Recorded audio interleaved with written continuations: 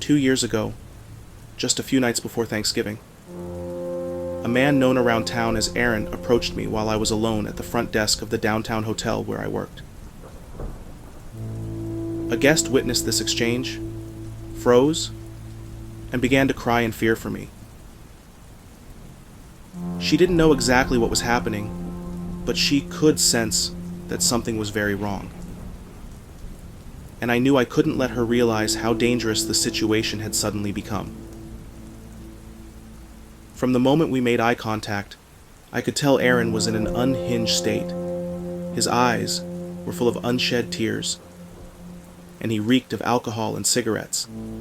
Evidently, he was on something stronger. Time seemed to stop as he stared at me for what felt like 30 seconds. I knew then I couldn't look away, freeze up, or run. Something very bad would happen if I did. "My life is a nightmare," he said. He was probably just looking for a safe place to stay. After the police tore down the downtown homeless camp a few years ago, many people like Aaron had fallen through the cracks. "Do you think I should kill myself today?" he asked. "Today seems like a good last day to me." His speech was slurred and fragmented, his eyes brimming with tears, but never shedding any. He mentioned something about hating women and not trusting them, feeling alone and spurned. For some reason, he decided to take this out on me. I still wonder why. Maybe it was the beauty of the hotel that drew him in, contrasting starkly with the alley behind it. I didn't have the heart, the skills, or the warning to make someone in such a crisis leave. At first, it seemed like he just needed someone to listen, but he refused to leave. The bar was still open, but there was no one available to assist me. I still relive that moment, feeling the fear of not knowing what he might pull from his pockets, where his hands moved nervously. Aaron's behavior became more erratic as he clutched his clothes. He asked me, "Do you hate me? Is it because I'm black? Why can't I be happy?" I had never met anyone who refused to break eye contact like that. I truly think he was ready to kill himself right in front of me. I tried to keep the situation calm without alarming the guests, but I couldn't hold back my tears. In desperation, I offered him my cheesecake, and maybe that small act of kindness helped talk him off the ledge. He kept dropping things, and after calming him down a bit, he even tried lighting a cigarette multiple times, inside where smoking hadn't been legal since the 70s. At one point, he curled up on the lobby sofa, rocking back and forth. He left and returned several times within 15 minutes. Finally, after what felt like half an hour, he left for good, and I called the police. As far as I know, nothing came of it. Aaron came back for weeks, trying to find me again. I never engaged, but I still live in fear that he might see me from across the street and kill me or himself. It truly seemed like he wanted to agitate me enough so I would call the police so they can shoot me already. Despite everything, I tried to be a good employee and a good person every day. It was only years later that I realized I was never offered time off, and maybe I should have been. During a meeting with management, I was denied a raise because of my nervous energy, and was told I was close to earning a raise. I froze, shocked that they couldn't understand why I was experiencing PTSD from handling such situations. That's when I decided to leave the hotel. I felt like an indentured servant, given the pay compared to the workload. I knew I'd never see a livable wage as a single woman. The rent for a studio apartment was $750 4 years ago. Now I can't find anything under $1,200. The hotel manager, makes $120,000 a year, but I wasn't allowed to accept tips or earn commissions while working for minimum wage. The hotel brings in hundreds of thousands of dollars every 2 weeks, yet they can't replace the carpets or pay me a livable wage, let alone do anything to help the homeless who wander in. It's more than frustrating to be paid so little for navigating complex social situations night after night without security, at a time when public trust in the police is crumbling. Aaron saw me months later at a nearby music venue. He stared for far too long before approaching me, saying, "Hey, do I know you?" I left immediately. This is one of the main reasons I no longer frequent bars or clubs in my city. I left the hotel industry a few months ago after realizing how expendable I was to the corporate entity, and how expendable people like Aaron are to them. They knew I deserved more than minimum wage, but they didn't care, as long as the shareholders got their cut. They know Aaron and hundreds of others on the street need help, but their focus is on profiting from a building that could be used to house those in need. 5 years ago, the building was a retirement home, not a for-profit business. In that same span, the number of elderly and young people sleeping on the streets has skyrocketed. People are literally dying in the alleyways. Once I watched an older police officer sit with his head between his knees after failing to save someone from a fentanyl overdose. A few days before Christmas, a young man locked himself in the bathroom and screamed for minutes on end, only to emerge laughing. I know this crisis isn't one that can be solved easily or overnight. A business can't just open its doors to everyone, and it's not their responsibility per se. But I can't stand by, watching this happen, and say or do nothing. I wish I could unsee some of the horrors I've witnessed, and I wish I had a viable solution to it all. At least I'm not living Aaron's nightmare. I'm glad I could be there for him, but it wrecked me for a while. I have about a dozen stories like this from my 3 years working in downtown hotels. One particularly awful story involves a woman, around 60 years old, who had been mugged outside. Her Social Security check was stolen, and she had lost both her parents that same month. She came in sporting a black eye while the owners of the hotel sat 2 seats away, coincidentally eating the same type of cheesecake I had offered Aaron. I wish I was making this up. They say truth is stranger than fiction, but sometimes the irony is too much to bear. The worst part is that there was no one to help except David, one of the braver 18-year-old RSU officers, likely a tactic to defuse situations by sending in young idealistic recruits.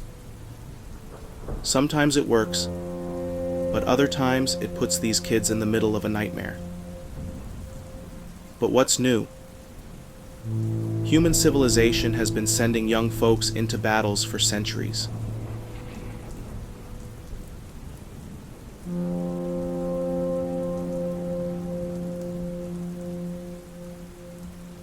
For context, I've had my house for 13 years, and it was built in the early 90s. There haven't been many occurrences, just a few small ones, like cabinets being open or doors randomly moving, but this one really caught my attention. One day, I was in the master bedroom showering. Mind you, the hallway door, the only entrance to the room, was shut and locked. I also had the bathroom door slightly open. For those who might be confused, the bathroom is part of the master bedroom. I was finishing up my shower when I heard about 5 knocks on the door. I yelled, "Hold on, I'll be right out."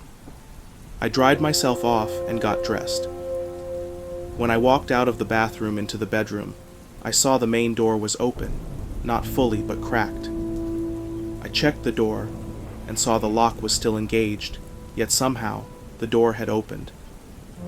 I assumed it was my brother playing a prank on me, but after opening all the doors, including his room and the bathrooms, I realized no one was home. I'm not sure what could have happened, but here are a few extra details for those who might try to explain it away. The AC was off, and I did shut the door completely, so it couldn't have been pushed open by a breeze. I also checked the entire house, and no cars were outside except mine, so there was no possible way someone was inside. I have 2 dogs, but we have a gate in the hallway, so they couldn't have reached the doors.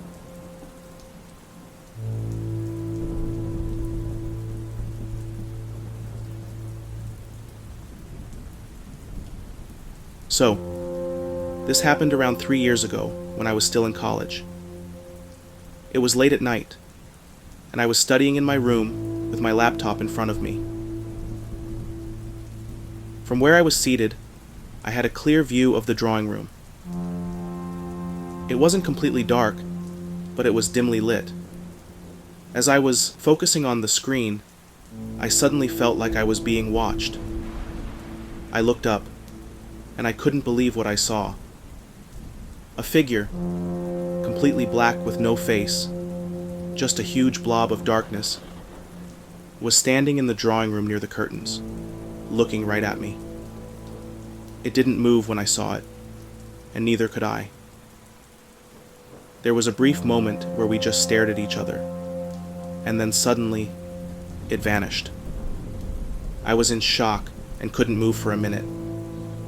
I know what I saw, and it knows too. I knew I had to check the house, so I stood up, grabbed my phone, turned on the flashlight, and ran to the drawing room. There was nothing. I checked my mother's room, and she was asleep, so I didn't wake her up. I searched the rest of the house and found nothing, then went back to my room and sat in front of my laptop again. The whole night, I was in shock, but interestingly, I didn't feel threatened. I was curious and scared at the same time. At that time, my father was living separately in another state due to his job. Months later, when he visited us, he told us that he had seen a shadowy figure in his house as well. I asked him when, and coincidentally, it was around the same time I had my encounter. For a long time, I wondered if it was just a dead relative visiting us, or something truly creepy. After that, I had a few more small incidents in the house, which made me somewhat immune to being really scared.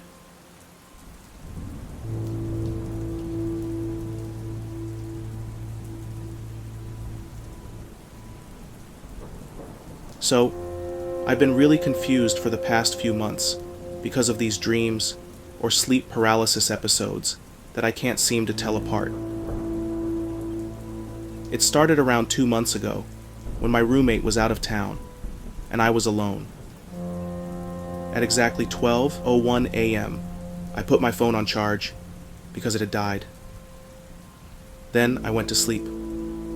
Suddenly it started to feel warm, and for some reason, I reached out for the window, but to my surprise, I couldn't feel it, even though it was supposed to be right beside my bed. I tried to open my eyes, but couldn't, and when I finally did, I saw myself hanging from the ceiling. Terrified, I tried to scream, but then I was back on my bed. I thought I was hallucinating, so I put my hand out to turn on the light, but maybe the power was out. Then suddenly, I started hearing strange chanting in the creepiest voice possible. The voice was telling me how I would die, how my chest would start to feel heavy, and how I would float in the air. And as he said these things, they actually started happening. Scared, I tried to call my neighbors, but I couldn't find their number. Finally, it hit me that maybe it was just a dream, and I screamed and woke up from the nightmare. However, what still bothers me is that when I woke up, the lights were on, and my phone was fully charged right beside me. Even stranger, the time had gone from 12:01 to 12 a.m. Since then, many similar incidents have happened. For instance, I've called random people in my sleep and woken up to find myself talking to unknown numbers. I've felt someone staring at me while I sleep. And the worst part is that sometimes I feel the presence of people surrounding me, chanting unholy prayers, like an exorcism or something. At first it was terrifying, but slowly I've started getting used to it. However, the frequency of these occurrences has greatly increased. Does anyone know why this is happening? Edit. I mentioned in my previous post about my sleep paralysis and how it's been getting worse day by day. Last night was by far the scariest it has ever been. I was lying in bed, watching Eyes Wide Shut, around 1 a.m., when I heard my door open and saw the silhouette of my little brother. He's 15. He stepped into the room and lay down next to me. A couple of minutes went by, and we didn't talk much. I tried to start a conversation, asking him what he was doing up so late, but he didn't answer. I reached out for him, but he wasn't there. I started feeling a bit anxious and decided to grab a bottle of water. I opened the door, and that's when I realized my brother wasn't even home. He was at Grandma's. I turned around and saw that the laptop, which I had been watching the movie on, was shut down. This scared me so much that I slept with the lights on. Does anyone know what's going on and why this is happening? Also, when I woke up this morning, I saw that the laptop wasn't actually shut down. It was just paused at the exact point where I got up to get water. Second edit. This is a continuation of my sleep paralysis incidents. More of a documentation of what's been happening lately. You can check my previous posts if you want to know more. The frequency has increased drastically. What used to be a weekly or bi-weekly occurrence is now happening almost every other day. Last night, I was at a sleepover at a friend's house. We had a chill night, watched a movie, had some snacks, chit-chatted, yada yada yada. It got late, so we decided to go to sleep around 2 a.m. The next day, I woke up to find her terrified, not saying a word. Her mother had made pancakes for breakfast, but we didn't see her as she had to leave early. While eating, I felt something hard in my mouth. It was an eggshell. A bit grossed out, I was about to show it to my friend when suddenly I started hearing screams. They got louder and louder. Then I found myself lying in bed at 5 a.m. with my friend still terrified beside me. I asked her why she screamed, but she didn't say anything and went back to sleep. The next morning, everything unfolded exactly like it did in my dream. I even found an eggshell in my pancake. Later, I asked my friend why she was so scared. She told me I had been murmuring nonsense in my sleep, saying things like, "Sit down, don't speak, don't look. They're watching." She's used to me talking in my sleep, so that wasn't what scared her. What really freaked her out was that I had been laughing like a maniac in my sleep. And to make things even weirder, we didn't wake up in the beds we had fallen asleep in. She woke up in mine, and I woke up in hers. I know this sounds like I'm losing it or need help, but I swear, something isn't normal right now. Third edit. A few days ago, I returned to my college campus. For a bit of background, my roommate and I, we're both girls, live in a small flat, nothing too fancy. Last night, we thought it'd be fun to invite some friends over for the usual gossip and fun. It was around midnight, and we were just joking around while I was preparing some mac and cheese for the girls. I'm the chef of the group. I was bringing the tray to the table when I suddenly felt my head getting light. I remember the tray slipping from my hands, but I don't remember hitting the floor. The next day, I woke up in my roommate's bed, with her sleeping in mine. First thing in the morning, I apologized. I have a history of a weak immune system and illnesses, but she was puzzled. Both she and our friends deny that I ever collapsed or lost consciousness. According to them, we all chatted until 2 a.m., and I simply fell asleep on my roommate's bed while we were talking. Am I going insane? This isn't the first time something like this has happened, but it's the first time it's happened when I wasn't alone, which makes it even scarier. Does anyone know what this could be? Is my mind playing tricks on me? Or could this be something paranormal?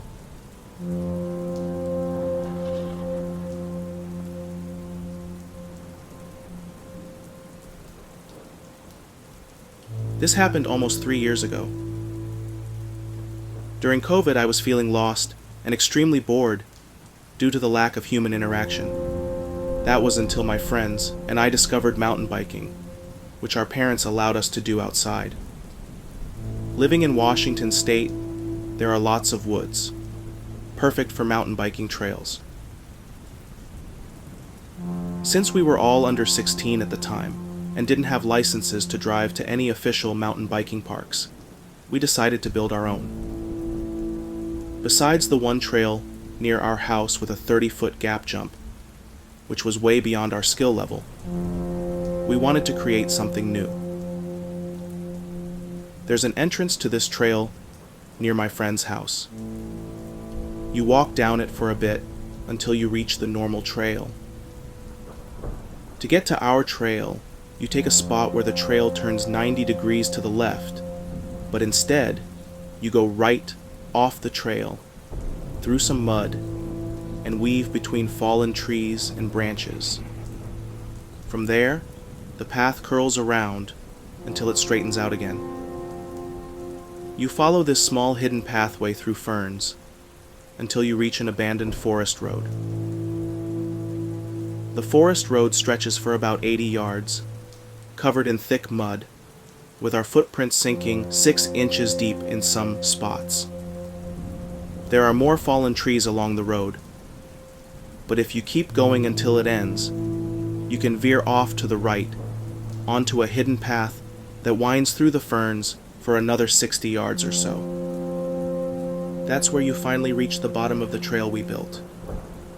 It takes about 10 minutes to get there, or 5 minutes on a dry day in the summer.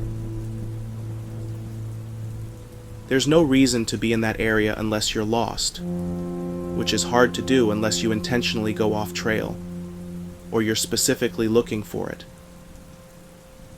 On this particular day, my buddies couldn't come out to help build, so I decided to bring my younger siblings along.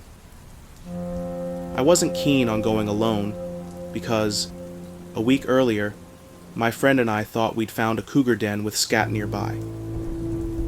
I also didn't want to be that far out by myself. My sister came with me, but my brother had plans with a friend. We rode our bikes to the spot, carried them through the hidden area, and stashed them in some ferns before reaching the forest road. Then we headed to the trail. My main reason for being there was to check for fallen trees after some strong winds the previous days, so I'd know if we needed bigger saws. Fortunately, there wasn't any damage, though a tree did block the end of the trail a week later. It's worth noting that it was a rainy day. We'd been there for about 10 minutes when I got a call from my mom, telling me my brother was asking where we were since he'd decided to come find us. I was feeling lazy, so I told my sister to walk back down and wait at the trail entrance in the neighborhood for him. This gave me a chance to get some work done. I called her every few minutes to check if my brother had arrived, but he hadn't. After 10 minutes, meaning she'd been waiting for 20, my mom called again, saying he had come back and couldn't find us. I was annoyed and told my sister to come back, making sure no one was following her to keep our trail hidden. After waiting another 7 to 10 minutes, I started wondering what was taking her so long. I walked over to the end of the forest road and saw her on the other side, walking toward the road but not quite on it yet. The bushes were hip to shoulder height, so I could see her upper body, with her hood on. That's when I realized I didn't remember her wearing a white sweatshirt or windbreaker. When the person turned the corner, I realized it wasn't her, but likely a grown man. I quickly backed away, hiding behind a tree, and called my sister. I was wondering if she'd gotten lost, because it's a hard spot to find. I was also worried about my bike, which was worth over $2,000.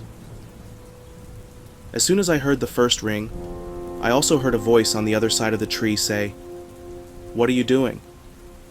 It was my sister.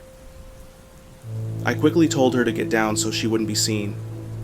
I didn't want anyone discovering our trail, and I was still worried about the bikes. She could hear the panic in my voice, and when I told her someone was nearby, she looked and said, "No, there isn't." I peeked out, and sure enough, the person was gone. But I knew what I saw. We made our way back, walking past where I had seen the person. My heart was racing, and I couldn't shake the feeling of being watched.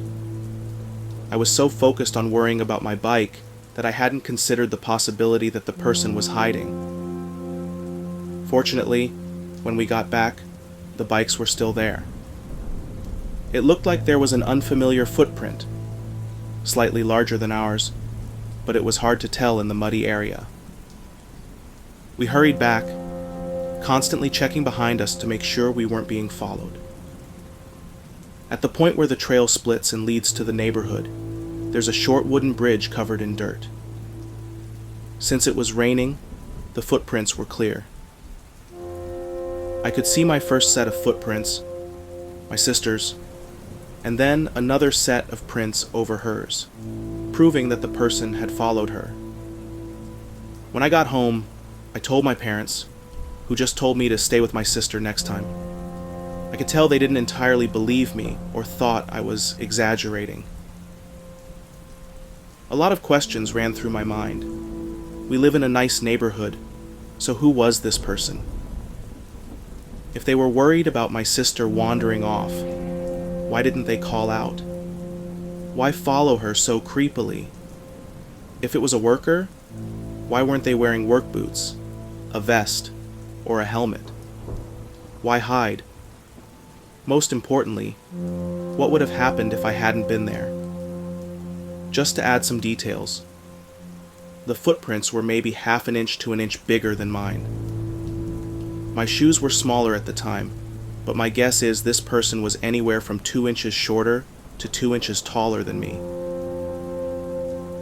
I didn't see their face, but they were definitely white or had lighter skin. They weren't massive or had an imposing figure, but they were definitely bigger than me at the time. I was around 5 feet 8 and 130 pounds. I know this person might have been innocent, but I still wonder what would have happened if I hadn't been there.